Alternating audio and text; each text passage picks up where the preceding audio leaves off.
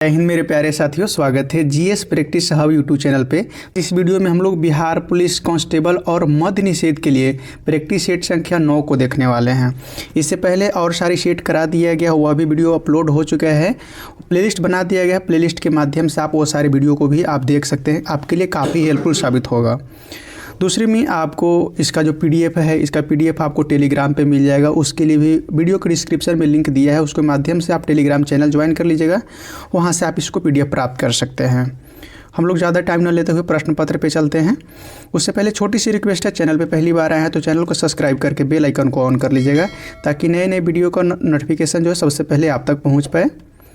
तो हम लोग का पहला प्रश्न है रीजनिंग का है। रीजनिंग में आपको जो इसका आंसर होगा इनमें से कोई नहीं होगा, बी ऑप्शन इसके लिए सही जवाब हो जाएगा। इसका तरीका बनाने का समझ लिए। इसको ये बता रहा है कि अंग्रेजी वर्णमाला के क्रम में सजाना है। सबसे पहले अभी जो वर्तमान में दिया गया उसको नंबरिंग सजा लीजिएगा कि कौन सा नंबर पे कौन आ रहा है। फिर उसके बाद में अंग्रेजी वर्णमाला के अनुसार, जैसे में पहले ए आएगा, उसके बाद में डी आएगा, फिर उसके बाद में के आएगा, ऐसे करके नंबरिंग आप दे लीजिएगा और उसके अनुसार देखिएगा तो कोई एक दूसरे को मैच नहीं करता, यानी कि ऊपर वाला में और नीचे वाला में मैच करना चाहिए। तो उसके अनुसार नहीं मैच कर रहा है तो आपको बी ऑप्शन सही जवाब हो जाएगा। उसके बाद में देखिएगा दूसरा नंबर प्रश्न आप लोग का है। दूसरा नंबर में भी है, आपको रीजनिंग का ही प्रश्न है। इसको में आप देखिएगा, आपको 27 में से 23 को घटा करके, 43 में से 27 को घटा करके, ऐसे करके एक देखिए तो एक वर्ग का फार्मूला बन रहा है, वर्ग का रेशियो बन रहा है। उसके अनुसार आप आगे बढ़िएगा तो इसके अनुसार आपको मिल जाएगा, बी ऑप्शन पे आपको सही जवाब हो जाएगा इसके लिए। तीसरा नंबर प्रश्न, ये भी रीजनिंग का प्रश्न है। इसको मैं आपको देखना है, थोड़ा सा और मैं क्वेश्चन को बड़ा कर देता हूँ। इसको मैं बताना है कि ये जो दिया गया है उसमें कौन सा इस चित्र में शामिल हो सकता है। सबसे पहले आपको दिया है कि यह जो चित्र है इस चारों ऑप्शन में से किस में शामिल हो सकता है, तो आपको डी ऑप्शन शामिल हो जाएगा। जैसे देखिएगा डी ऑप्शन में जो आपको बन रहा है यहाँ से, वो आप देख सकते हैं। जैसे देखिए लास्ट में जो कॉर्नर में जो चित्र बन रहा है, यहाँ से ही बन रहा है, थोड़ा सा ही बन रहा है, ये बन रहा है, ये वाला बन रहा है, तो ये सिमिलर मैच कर रहा है। डी ऑप्शन आपके इसके लिए सही जवाब हो जाएगा। नेक्स्ट आगे चौथा नंबर प्रश्न है। चौथा नंबर में है, राकेश द्वारा पत्र लिखा गया, यह किस वाक्य का उदाहरण है। हिंदी का प्रश्न है, हिंदी का ही प्रश्न बहुत इंपॉर्टेंट है। तो इसके लिए आपको सही जवाब जो हो जाएगा, ध्यान रखिएगा, इसको सी ऑप्शन आपको सही जवाब हो जाएगा, कर्मवाच्य हो जाएगा। अब इसको हम लोग कैसे पहचान पाएंगे, इसके लिए कुछ परिभाषा मैं बता देता हूँ। वैसे ही डिटेल के साथ में हम लोग आगे बढ़ते चलेंगे। वीडियो को लाइक करते चलिएगा, वीडियो को शेयर जरूर कर दीजिएगा। जिस भी ग्रुप आप चलाते हैं, फेसबुक का या व्हाट्सएप का या टेलीग्राम का, वह ग्रुप में आप शेयर कर दीजिएगा। तो देखिए सबसे पहले है कि कर्मवाच्य है ना, कर्मवाच्य का परिभाषा देख लीजिए तब समझ में। कर्मवाच्य जिसमें लिंग एवं वचन कर्ता के अनुसार न हो करके कर्म के अनुसार होता है, तो वह कर्मवाच्य कहलाता है। ठीक है। उसके बाद में कृत्यवाच्य, ए ऑप्शन में कृत्यवाच्य है, जिसमें कर्ता प्रधान होता है। ध्यान रखें, इसमें कर्ता जो है प्रधान होता है, इसमें कर्ता प्रधान होता है, यह कृत्यवाच्य आता है। उसके बाद में जो है भाववाच्य है, बी ऑप्शन में। भाववाच्य में देखिए जिसमें क्रिया या भाव प्रधान हो जाता है तो उसको भाववाच्य कहा जाता है। जैसे दीपक से टहला भी नहीं जाता, तो यह भाववाचक प्रकट कर रहा है। ठीक है। आगे देखिएगा, आगे है 5वां नंबर प्रश्न है। 5वां नंबर में है कि यह लड़का बहुत होशियार है, इस वाक्य में कौन सा विशेषण है। विशेषण का मतलब होता है कि विशेषता बताना। तो यह लड़का बहुत होशियार है, तो इसको क्या विशेषता हुआ, तो इसको में जो है गुणवाचक का विशेषता हुआ। इसको में होशियारी का जो गुण है यही इसका विशेषता है, तो यानी कि गुणवाचक विशेषता हुआ। ध्यान रखिएगा। जैसे यह सर्वनामिक आपको ऑप्शन दिया गया है, ए ऑप्शन में सर्वनामिक। सर्वनामिक का मतलब समझिएगा कि विशेषण जो है, विशेषण संज्ञा से पहले आने वाले सर्वनामिक शब्द जो संज्ञा का विशेषता बताता हो उसको सर्वनामिक कहा जाता है। ठीक है। जैसे में यह आदमी है, यह आदमी हंसता है, काला कुत्ता भौंकता है। देखिए विशेषता क्या है, भौंकता तो है लेकिन कौन सा कुत्ता, काला कुत्ता भौंकता है। तो यही आपको ध्यान रखना है। आगे का प्रश्न है 6ठा नंबर। 6ठा नंबर में है, पानी में बर्फ डालकर उसे धीरे धीरे हिलाओ ताकि वह जल्दी ठंडा हो जाए। इस वाक्य में समुच्चय बोधक, देखिएगा समुच्चय बोधक शब्द कौन सा होगा। समुच्चय बोधक शब्द जो होगा आपको ताकि होगा, सी ऑप्शन सही जवाब हो जाएगा 6ठा नंबर प्रश्न के लिए। समुच्चय बोधक का जो परिभाषा है, पहले परिभाषा समझिए। इसमें दो या अधिक वाक्य के जोड़ता है। दो या अधिक वाक्य को जोड़ने वाला जो शब्द होता है वह जो है आपको समुच्चय बोधक कहलाता है। जैसे में आप देखिए, जैसे में और है जोड़ने का काम कर, तुम और मैं, तब, वरना, किंतु, परंतु, इसलिए, बल्कि, ताकि, यह सब जोड़ने का काम करता है जो समुच्चय बोधक है। ध्यान रखिएगा। आगे देखिएगा 7वां नंबर प्रश्न है करके अनुस्वर किसका काम करता है। अनुस्वर जो है ना, अनुस्वर आपको किसका कार्य करता है ये आपको बताना है। जैसे आपको क लिखते हैं, ऊपर बिंदु लिखते हैं, तो वह किसका कार्य करता है। सी ऑप्शन सही जवाब हो जाएगा। यह जो है पंचम वर्ण का कार्य करता है। सी ऑप्शन 7वां नंबर प्रश्न के लिए सही है। आगे देखिएगा 8वां नंबर प्रश्न है, जो संज्ञा सर्वनाम आदि शब्द से जुड़कर नए शब्द की रचना करता है उसका जो है प्रत्यय को क्या कहा जाता है। नया शब्द का रचना करता है उसको जो प्रत्यय है उसको क्या कहा जाता है। तो 8 नंबर प्रश्न के लिए आपको ए ऑप्शन सही जवाब हो जाएगा। ध्यान रखिएगा, ये ऑप्शन आपको सही जवाब हो जाएगा। इसका परिभाषा समझिएगा। इसका परिभाषा में जो कि तद्धित है, तद्धित प्रत्यय जो है संज्ञा सर्वनाम और विशेषण शब्द के अंत में जुड़कर नया शब्द बना देता है, तो इसको तद्धित प्रत्यय कहा जाता है। उसमें एक है आपको देखिए कृत प्रत्यय, कृदंत प्रत्यय है। इसको मैं परिभाषा इसका समझिएगा, क्रिया या मूल धातुओं के पीछे जुड़ करके नया शब्द का निर्मित कर देता है, तो उसको कृदंत प्रत्यय कहा जाता है। एक है डी ऑप्शन में अनि प्रत्यय। अनि प्रत्यय में है कि जो अवयव के बाद में लगकर नया अर्थ प्रदान कर दे उस शब्द का, तो उसको अनि प्रत्यय कर दे। जैसे में पूजा में अनि जुड़ गया है तो पूजनीय हो जाता है, पठन में अनि जुड़ गया है तो पठनीय हो जाता है। तो यह नया शब्द प्रदान कर दे रहा है, नया अर्थ प्रदान कर दे रहा है। शब्द वही है लेकिन अर्थ नया प्रदान कर दे रहा है अनि का। इसका परिभाषा आपने देखे, आपके लिए हेल्पफुल साबित हो रहा है। इतना डिटेल से मैं बता रहा हूँ, तो आप लोग का लाइक बनता है, लाइक ज़रूर करते रहिएगा। आपका एक लाइक हमारे लिए मोटिवेशन का कारण बनता है, जिससे मैं अभी रात लगभग में 3 बज रहा है और मैं वीडियो रिकॉर्ड कर रहा हूँ, तो आप लोग का लाइक तो बनता है। 9वां नंबर प्रश्न है, निम्नलिखित विकल्प में से किस एक वाक्य में सर्वनाम का प्रयोग संधि अशुद्धि है। ध्यान रखिएगा, जो संबंधी अशुद्धि है उसको बताना है। तो 9वां नंबर प्रश्न के लिए आपको बी ऑप्शन सही जवाब। उसके हाथ में जो कलम है यह मेरी है, इसमें आपको यह अशुद्धि हो जाएगा। बी ऑप्शन सही जवाब हो जाएगा इसके लिए। उसके बाद में 10वां नंबर प्रश्न देखिएगा। 10वां नंबर में है दीक्षांत समारोह। शब्द को पकड़िएगा, दीक्षांत समारोह खाली स्थान पे क्या आएगा। तो उक्त वाक्य में जो रिक्त स्थान है उसके लिए उक्त विकल्प का चयन करें, यानी कि जिसको सुटेबल करने वाला विकल्प है वह चयन करना है। तो इसको हम लोग विकल्प देखते हैं। इसका विकल्प जो है यहाँ आपको सही मैच कर रहा है।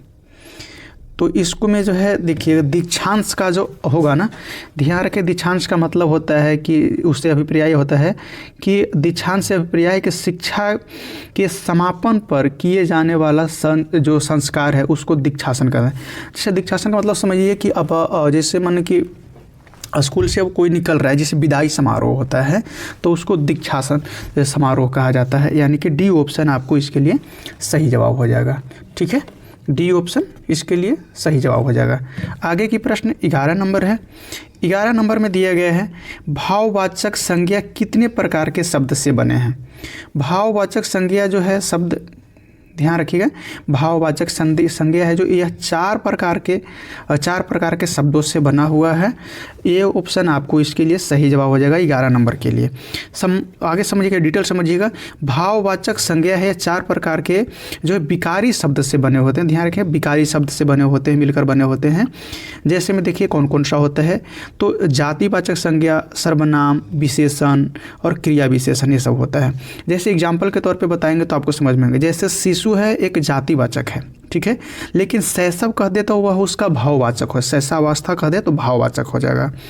जैसे अपनापन है जो सर्वनाम है, लेकिन अपनात्व कह दिया जाए, अपनत्व कह दिया जाए तो यह भाववाचक हो जाएगा। इच्छा कह दिया जाए तो यह विशेषण हो गया, लेकिन इच्छाएं कह दिया जाए तो यह भाववाचक हो जाएगा। 12 नंबर प्रश्न आगे देखिएगा। 12 नंबर प्रश्न है, यदि किसी सरल लोलक की लंबाई 4 गुना कर दी जाए तो उसका आवर्तकाल क्या होगा। तो देखिए साथियों, अगर उसका आवर्तकाल देखा जाए तो ध्यान रखेंगे आवर्तकाल जो है उसको दुगना हो जाएगा। बी ऑप्शन आपको सही जवाब हो जाएगा इसके लिए, बी ऑप्शन इसके लिए आपको सही जवाब हो जाएगा। वीडियो को शेयर ज़रूर करते रहिएगा। आपको जो वीडियो शेयर करिएगा लोग इससे जुड़ेंगे, आपका साथी भी इससे जुड़ेंगे। आगे देखिएगा, आगे है 13 नंबर प्रश्न है। 13 नंबर में सूर्य से पृथ्वी तक ऊष्मा किस विधि द्वारा पहुंचती है, यानी कि सूर्य से जो है पृथ्वी तक ऊष्मा हीट पहुंचती है वह कौन सा विधि से पहुंचती है बताना है। तो इसमें जो आपको विधि हो जाएगा विकिरण विधि से है, सी ऑप्शन सही जवाब हो जाएगा 13 नंबर प्रश्न के लिए, विकिरण विधि से। कुछ इंपॉर्टेंट समझते हैं हम लोग। जैसे विकिरण विधि होता है ना, ध्यान रखिएगा एक जगह से दूसरे जगह तक जो स्थानांतरित होने के लिए है ना माध्यम की आवश्यकता नहीं पड़ती है। क्या पड़ती है? माध्यम की आवश्यकता नहीं पड़ती है, विकृत निर्वात से होकर के भी गमन कर लेता है। दूसरा में देखिए चालन विधि एक है, चालन विधि ए ऑप्शन में। तो चालन विधि समझिएगा कि जैसे दो वस्तुएं सीधे संपर्क में जब रहता है ना तो वह चालन विधि द्वारा गर्म होता है। जैसे में आप गैस पे कुकर चढ़ाते हैं तो संपर्क में है तो कुकर धीरे धीरे गैस के थ्रू कुकर गर्म होने लगता है। ठीक है, कुकर को भी छूने पर हीट मारता है, जलता है, तो यह चालन विधि से गर्म हुआ है। दूसरी में संवहन विधि बी ऑप्शन में है, इसका अर्थ समझिएगा। इससे मतलब है कि इससे गर्म जो है ना तरल या गैस चलती है, इसको जो गर्म तरल या गैस के रूप में चलती है। जैसे में रूम हीटर है ना जो हवा को गर्म करता है, तो ये क्या है, गैस के माध्यम से गर्म हो रहा है, तो यह संवहन विधि द्वारा गर्म होगा। आगे देखिएगा 14 नंबर में स्तंभ ए को स्तंभ बी से मिलान करना है, क्या सही जवाब हो जाएगा। इसके लिए देखिए सबसे पहले कि बल का जो सूत्र होता है उसका एम ए होता है, संवेग का सूत्र होता है एम भी होता है, और त्वरण का सूत्र जो होता है ध्यान रखिएगा U/T होता है, और आवेग का F और T गुना हो जाएगा। तो इसके लिए आपको सही जवाब जो हो जाएगा, सही जवाब आपको ए ऑप्शन सही जवाब हो जाएगा। ध्यान रखिए ए ऑप्शन आप मिलान कर लीजिएगा। 15 नंबर प्रश्न है साथियों, निम्नलिखित में से कौन सी जो है एरोमेटिक हाइड्रोकार्बन का उदाहरण है। एरोमेट्रिक हाइड्रोकार्बन का उदाहरण है तो आपको बेंजीन हो जाएगा। 15 नंबर प्रश्न के लिए सी ऑप्शन सही जवाब है। 16 नंबर है सम, देखिएगा सम आयनिक तापक्रम में सिस्टम द्वारा किया गया कार्य कितना होता है। तो यह जो सिस्टम द्वारा किया गया कार्य जो है ना साथियों, ध्यान रखिएगा ये जो किया गया कार्य हमेशा शून्य होगा। सी ऑप्शन 16 नंबर प्रश्न के लिए भी आपको सही जवाब हो जाएगा, ध्यान रखिएगा। उसके बाद में है 17 नंबर प्रश्न है। 17 नंबर में दिया गया है कि अम्लीय विलयन का पीएच मान होता है, अम्लीय विलयन रहेगा तो 7 से अधिक होगा। ध्यान रखिए क्या होगा, तो अम्लीय के जो है अम्लीय विलयन है ना, अम्लीय रहेगा तो 7 से कम रहेगा। क्या रहेगा, 7 से कम रहेगा। और उसके बाद में 7 रहेगा तो वो न्यूट्रल हो जाता है, और 7 से अगर अधिक होता है तो वह क्षारीय रूप में चल जाता है। 7 से कम अम्लीय, 7 से ऊपर क्षारीय हो जाता है, ध्यान रखिएगा। आगे आप लोग कमेंट करके बताइएगा कि रक्त का पीएच मान क्या होता है। आगे हम सेट में बताए भी हैं। स्पैम जो है, स्पैम शब्द किससे संबंधित है। स्पैम शब्द जो है साथ ही समझिएगा ये अवांछित ईमेल है ना, जो फ्रॉडिंग होता है तो स्पैम उसको कहा जाता है, तो अवांछित ईमेल से संबंधित है। बी ऑप्शन आपको 18 नंबर प्रश्न के लिए सही जवाब हो जाएगा। 19 नंबर प्रश्न है, वह जो कंप्यूटर का मस्तिष्क किसे कहा जाता है। कंप्यूटर का मस्तिष्क है आपको सीपीयू को कहा जाता है, और जो सीपीयू का फुल फॉर्म है जो है सेंट्रल प्रोसेसिंग यूनिट होता है। यह भी आपको याद रखिए, फुल फॉर्म भी आपको पूछा जाता है। 20वां नंबर प्रश्न है, भारत द्वारा सफलतापूर्वक प्रक्षेपित पहला जो है ना प्रायोगिक जो भूत तुल्यांकिक संचार उपग्रह कौन सा है। तो आपको इसका प्रश्न छोटा सा पॉइंट से पकड़ सकते हैं। यहाँ पर जो संचार दिया गया ना है, संचार से आप पकड़ सकते हैं। तो संचार जो है आपको एप्पल जो है ना, एप्पल उपग्रह है जो संचार से संबंधित है। सी ऑप्शन आपको सही जवाब हो जाएगा। तो कई सारे ऐसा प्रश्न रहेगा ना जो आपको प्रश्न में ही जवाब छिपा रहेगा, केवल ध्यान से पढ़ने की ज़रूरत पड़ती है। 21 नंबर प्रश्न आप लोग के सामने है। 21 नंबर में कोशिका झिल्ली यानी सेल मेम्ब्रेन मुख्य रूप से किससे बनी होती है? सेल मेम्ब्रेन जो है आपको लिपिड और प्रोटीन से बनी होती है, यह ध्यान रखिएगा। उसके बाद में आप देखिएगा 22 नंबर है। 22 नंबर में यदि किसी बैंक के परिसंपत्ति है उसकी देनदारियों से अधिक है तो इसे किस रूप में दर्ज किया जाएगा? तो यह जो है शुद्ध संपत्ति के रूप में दर्ज किया जाएगा, यानी कि बैंक का नेट वर्थ है। आपको 22 नंबर के लिए बी ऑप्शन सही जवाब हो जाएगा। 23 नंबर प्रश्न है साथियों। 23 नंबर में है भारतीय संविधान की गणतंत्रात्मक विशेषता किस देश के संविधान से लिया गया है? गणतंत्रात्मक है ना, वो किस देश के संविधान से लिया गया है? तो ए ऑप्शन सही जवाब हो जाएगा, फ्रांस के संविधान से लिया गया है। अब कुछ और इम्पोर्टेंट जैसे देते हैं कि हमको फ्रांस से क्या क्या लिया गया है। फ्रांस से हम लोग का स्वतंत्रता लिया गया है, समानता लिया गया है, बंधुत्व लिया गया है। तो यह सब शब्द है जो फ्रांस के संविधान से लिया गया है। उसके बाद में देखिएगा, उसके बाद में आपको देखना है फ्रांस के बाद में देख लीजिए, आपको ब्रिटेन से देख लीजिए। ब्रिटेन जो है ब्रिटिश है, ब्रिटिश संविधान से। तो इसमें दिया गया एकल नागरिकता लिया गया है। दूसरा में चुनाव में सर्वाधिक मत प्राप्त करने के आधार पर जीत दिया जाएगा, यह भी जो है ब्रिटेन के संविधान से लिया गया है। तो नागरिकता आप याद रखिएगा, हो सकता है आगे सेट में आ सकता है। ऑस्ट्रेलिया के संविधान से लिया गया है, समवर्ती सूची लिया गया है। संसद के दोनों सदनों का संयुक्त जो बैठक होता है बुलाने, वह भी आपको ऑस्ट्रेलिया के संविधान से लिया गया है। आयरलैंड के संविधान से अगर देखें तो ध्यान रखिएगा, यह नीति निर्देशक तत्व सबसे फेमस क्वेश्चन है, सबसे अधिक बार आया है, हर एग्जाम में आता है, VBI है। नीति निर्देशक तत्व और उसको राष्ट्रपति पर निर्वाचन संबंधी प्रक्रिया, राष्ट्रपति के निर्वाचन संबंधी प्रक्रिया और नीति निर्देशक तत्व, ये दोनों आयरलैंड से लिया गया है। ठीक है, आगे देखिएगा 24 नंबर प्रश्न है राष्ट्रीय खेल विश्वविद्यालय कहाँ स्थित है? तो यह मणिपुर में स्थित है, ध्यान रखिएगा। मणिपुर में भी राष्ट्रपति शासन चल रहा है। 25 नंबर है बल्भी जो प्राचीन भारत का एक शहर था, 5वीं से 8वीं सदी तक राजवंश का शासक था। कौन सा राजवंश का शासक था? तो आपको बी ऑप्शन सब सही जवाब हो जाएगा। मैत्रक वंश का शासक था, शासन चल रहा था उस समय। आपको बी ऑप्शन सही जवाब हो जाएगा 25 नंबर प्रश्न के लिए। बहुत इंपॉर्टेंट और VBI है, ऐसा प्रश्न आपको आएगा, पुस्तक और उसको लेखक से संबंधित है, ध्यान रखिएगा।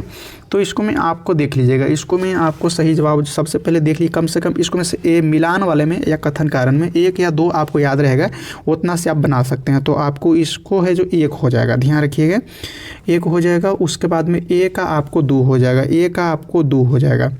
फिर उसके बाद में 3 का जो है आपको 4 हो जाएगा, 3 जो है ना और 2 है ना, सॉरी बी है, बी का आपको 4 हो जाएगा, बी का आपको 4 हो जाएगा।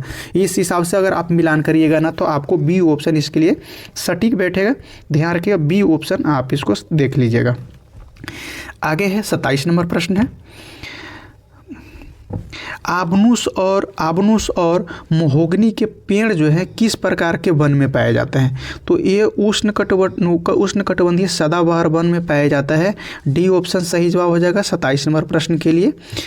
28 नंबर प्रश्न है निम्नलिखित में से किस तिथि को भारत अपना संविधान दिवस मनाता है? संविधान दिवस साथियों 26 नवंबर को मनाया जाता है, ध्यान रखिएगा।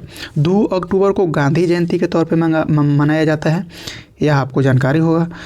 29 नंबर है निम्नलिखित में से कौन अकबर के नवरत्नों में से एक थे? तो अकबर के नवरत्नों में से एक जो थे आपको तानसेन है, बी ऑप्शन आपको सही जवाब हो जाएगा 29 नंबर प्रश्न के लिए। 30 नंबर प्रश्न है वर्ष 1945 में ब्रिटिश में किस पार्टी की सरकार बनी थी? 1945 के समय ब्रिटिश में जो किस पार्टी की सरकार बनी थी? तो लेबर पार्टी की सरकार बनी थी। एक प्रश्न का आप लोग का कमेंट करके जवाब देना है कि भारत की आज़ादी के समय ब्रिटेन के प्रधानमंत्री कौन थे? ठीक है, कमेंट करके ज़रूर बताइएगा। 31 नंबर है ओजोन परत किस प्रकार के विकिरण के अवशोषण कर लेती है? ओजोन परत जो है ना, ओजोन परत आपको परावैंगनिक किरणें है उसको आपको यह अवशोषित कर लेता है और उसको रिटर्निंग वायुमंडल में ऊपर में ही रिटर्निंग कर देता है और हम लोग के सुरक्षा कवच के तौर पर कार्य करता है, ध्यान रखिएगा। आगे देखिएगा हजीरा विजयपुर जगदीशपुर पाइपलाइन ये जो इनमें से कौन से राज्य से नहीं होकर के गुजरता है, तो ध्यान रखिएगा यह जो आपको सही जवाब हो जाएगा इसके लिए, तो इसके लिए आपको सही जवाब हो जाएगा महाराष्ट्र से होकर के नहीं गुजरता है साथियों। डी ऑप्शन आपको 32 नंबर के लिए सही जवाब है। आगे देखिएगा, द्वितीय विश्व युद्ध अंत कब हुआ था। देखिए कल ही हम आपको 8 नंबर सेट में इसको पूरा डिटेल के साथ में आपको बताए हैं। 8 नंबर सेट अगर नहीं देखे हैं तो प्लेलिस्ट बनाया गया है, प्लेलिस्ट के माध्यम से आप देख सकते हैं, ठीक है। तो आपको बी और सी ऑप्शन सही जवाब हो जाएगा। 1945 में द्वितीय विश्व युद्ध है आपको इसको समाप्ति हुआ था और 1939 से चल रहा था। ये लगभग में 6 साल तक ले चला था, 39 से स्टार्ट होकर के 45 तक चला था।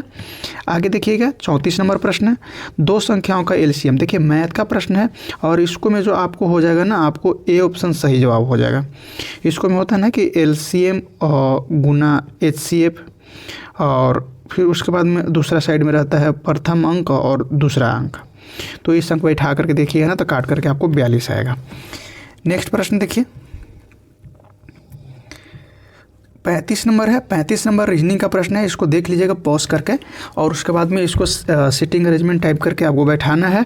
बी ऑप्शन इसके लिए सही जवाब हो जाएगा। इसको थोड़ा टाइम देना पड़ेगा, आप इसको देख लीजिएगा। उसके बाद में मैथ का क्वेश्चन है, मैथ का क्वेश्चन भी इजी है, इसमें आपको जो है 30 मिनट आने वाला है, 30 मिनट आने वाला है, ठीक है। आगे देखिएगा यहाँ से अब इंग्लिश का प्रश्न स्टार्ट होता है। इंग्लिश का भी थोड़ा सा अच्छा महत्व है, कम से कम आपको 5 क्वेश्चन 4 क्वेश्चन रहता ही है बिहार पुलिस में।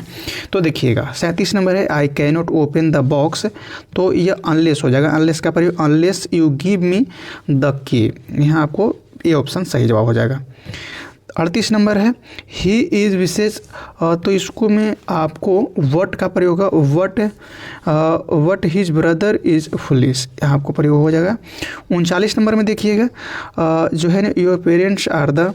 तो यहाँ पर आपको बताया गया है कि यह जो लगाया गया है, अंडरलाइन किया गया है, इसके जगह पे क्या प्रयोग होने वाला है। तो आपको याद ध्यान रखिए वर्ड का प्रयोग होने वाला है, ए ऑप्शन सही जवाब हो जाएगा इसके लिए, वर्ड। उसके बाद में है 40 नंबर है, in summer session the vegetable are fresh for to the, और 3 days but the day get क्या होगा, डे गेट क्या हो जाएगा। इसको मैं आपको सी ऑप्शन लगा लीजिएगा, सी ऑप्शन इस जगह पे आने वाला है, सी ऑप्शन। 41 नंबर प्रश्न है, सी के बाद में क्या होगा, तो सी इज बिगेन ट्रीटेड हो जाएगा, आपको डी ऑप्शन इसको में सही मैच करेगा। 42 नंबर के लिए आप देखिएगा पीपल इन द एरिया जो है इसके आपको प्रयोग होगा, हैव बीन टोल्ड का प्रयोग होगा, हैड बीन टोल्ड का प्रयोग होगा, इसके जगह पे जो खाली स्थान है इसको में आएगा। 43 नंबर प्रश्न है, 43 नंबर में which of the following has correct spelling. तो इसको में करेक्ट में माने कि सही स्पेलिंग के तौर पे देखिएगा तो आपको एंटरप्रेन्योर का है, सी ऑप्शन सही जवाब हो जाएगा। 44 नंबर प्रश्न है, नीचे कुछ जो है प्रकार के ऊतक दिए गए हैं, मानव शरीर में सबसे प्रचुर मात्रा में पाए जाने वाला ऊतक कौन सा है। तो संयोजी है, उस संयोजी ऊतक है मानव शरीर में जो सबसे अधिक मात्रा में पाया जाने वाला है। आप लोग को कमेंट करके बताना कि ब्लड कैसा ऊतक है, ब्लड कैसा ऊतक है। 45 नंबर में है, जीन उत्परिवर्तन का अर्थ क्या है। जीन उत्परिवर्तन का अर्थ जो होता है, ध्यान रखिएगा, ये आपको डीएनए में न्यूक्लियोटाइड अनुक्रम में परिवर्तित हो जाता है। बी ऑप्शन आपको 45 नंबर के लिए सही है। 46 नंबर प्रश्न है, हैजा जो है, हैजा रोग का कारण क्या है। हैजा रोग का कारण सबसे पहले जीवाणु हो, और इसको में जो है ध्यान रखिए, इसको में जो आपको है विब्रियो कोलोरी इसका मुख्य वाहक होता है। आगे है और आज का अंतिम प्रश्न है 47 नंबर, भारत का पहला परमाणु ऊर्जा स्टेशन कहाँ स्थापित किया गया है। तो यह जो है आपको तारापुर में स्थापित किया गया है, बी ऑप्शन सही जवाब हो जाएगा। और इसी के साथ में जो है आपका आज का प्रश्न का सेशन समाप्त होता है। नेक्स्ट आपको पार्ट 2 वीडियो आएगा, जिसको मैं आपको यहाँ के बाद यानी कि लगभग में 50 के बाद से 50 से लेकर के 100 तक प्रश्न को कवर किया जाएगा। तो नेक्स्ट पार्ट वाली वीडियो भी आप देखना ना भूलें, वो भी आप ज़रूर देखें।